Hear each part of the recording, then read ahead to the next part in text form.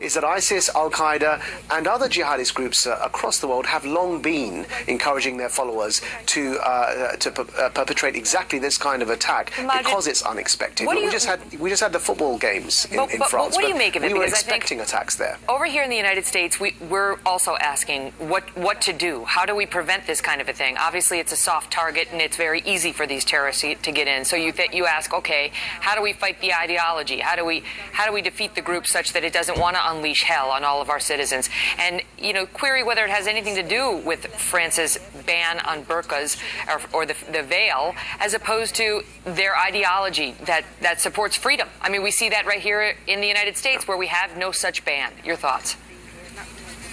Yeah, so it's nothing to do with that. I mentioned it as that's what ISIS uses as an excuse, is what jihadists use as an excuse to rile their followers. Of course, we know that they will seek any excuse in any country. I mean, why Turkey? Why recently Medina, the holy city of the Prophet Muhammad? They will find any excuse to attack anywhere, but they do look for these excuses. Of course, the issue is the ideology. Now, we can't begin to defeat that ideology in this way with such unpredictable attacks unless we prepare ourselves and accept that we are in for a generational struggle. We have to galvanize civil society to push back against this ideology so that people in the long term aren't recruited and don't join this phenomenon. That requires recognizing it, naming it Islamist extremism, and then putting forward a strategy that can isolate it from Islam as a religion, and then start utilizing Muslim and non-Muslim communities to stand together to push back against it, as we've done with racism in the West and as we've done with homophobia and anti-Semitism.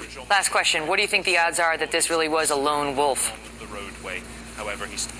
I don't use that phrase. I use the phrase self-starter because these days people are inspired online and offline by all forms of networks, by relatives, by people they've been listening to on videos online, or by other attacks that they've seen.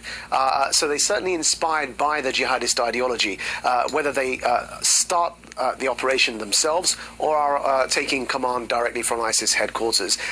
We've looked into this. Very, very few people, if any, are lone wolves in the literal sense of that word.